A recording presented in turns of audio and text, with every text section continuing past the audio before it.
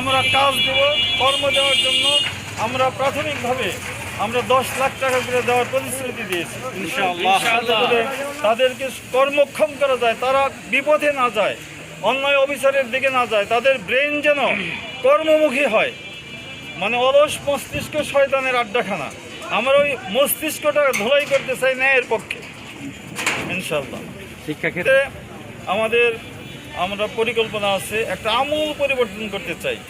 আমরা এমন ধরনের একটা শিক্ষা চাই যে শিক্ষায় মানুষ আল্লাহকে, রাসূলকে চিনতে পারবে, যে শিক্ষায় বিভিন্ন যে যার ধর্ম সম্পর্কে অবহিত হতে পারবে, সেই সাথে বর্তমান যুগের জ্ঞান বিজ্ঞান প্রযুক্তি সম্পর্কেও তারা ভালো ধারণা পাবে, তারা সুনাগরিক হবে এবং আধুনিক বিশ্বের সাথে তাল মিলিয়ে চলতে পারবে। এই ধরনের একটা শিক্ষা ব্যবস্থা গড়ে তোলা দরকার। টাঙ্গাইল 4 কালিহাতীতে জামায়াতে প্রার্থী অধ্যাপক আব্দুর রাজ্জাকের গণসংযোগ 3 প্রতিশ্রুতি। মাদকমুক্ত সমাজ, উন্নত শিক্ষা ও যুব কর্মসংস্থান। গৌরাঙ্গ বিশ্বাস এর পাঠানো তথ্য ও ভিডিওচিত্রে দেখুন বিস্তারিত প্রতিবেদনে। টাঙ্গাইল 4 কালিহাতী আসনে বাংলাদেশ জামায়াতে ইসলামী মনোনীত এমপি প্রার্থী অধ্যাপক আব্দুর রাজ্জাক 9 ডিসেম্বর বিকাল 4টায় কালিহাতী উপজেলার বাগুটিয়া ড্রাইভিশন এলাকায় গণসংযোগ করেন। গণসংযোগকালে তিনি বাজারের বিভিন্ন দোকান ও ব্যবসা প্রতিষ্ঠানে লিফলেট বিতরণ করেন। পরে সেখানে একটি সংক্ষিপ্ত সমাবেশ অনুষ্ঠিত হয়।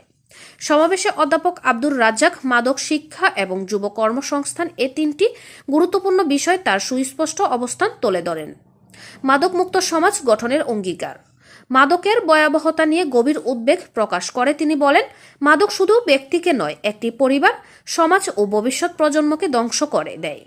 নির্বাচিত হলে প্রতিটি এলাকায় মাদক বিরোধী সামাজিক আন্দোলন জোরদার করা হবে। মাদক ব্যবসায়ী ও চক্রের বিরুদ্ধে প্রশাসনের সঙ্গে সমন্বয় করে কঠোর ব্যবস্থা নেওয়া হবে। তিনি জানান, তরুণদের সুস্থ জীবনযাপনে উৎসাহিত করে খেলাধুলা, সাংস্কৃতিক কার্যক্রম ও যুব বান্ধব কর্মসূচি সম্প্রসারণ উইল বি হিজ প্রায়োরিটি। মানসম্মত ও আধুনিক শিক্ষা ব্যবস্থার প্রতিশ্রুতি। শিক্ষা নিয়ে তার দৃষ্টিভঙ্গি তুলে ধরে তিনি বলেন, একটি জাতির উন্নয়ন নির্ভর করে তার শিক্ষা মানের উপর। তাই এলাকার স্কুল কলেজগুলোতে উন্নত শিক্ষা পরিবেশ, পর্যাপ্ত শিক্ষকের সংখ্যা, আধুনিক ল্যাবরেটরি এবং প্রযুক্তি নির্ভর শিক্ষা সুযোগ নিশ্চিত করা হবে।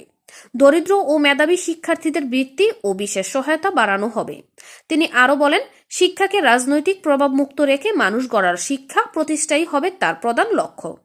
যুবকদের কর্মসংস্থান সৃষ্টি ও স্বনির্ভরতা, যুব সমাজের বেকারত্ব প্রসঙ্গে তিনি বলেন, যুবরাই দেশের বড় শক্তি, তাদের কর্মসংস্থান না থাকলে তারা হতাশ হয়ে পড়ে।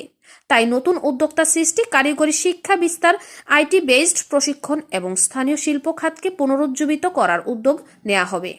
তিনি প্রতিশ্রুতি দেন যে কালিহাতীতে যুবকদের স্বনির্ভর করার জন্য বিশেষ কর্মসংস্থান প্রকল্প বাস্তবায়ন করা হবে।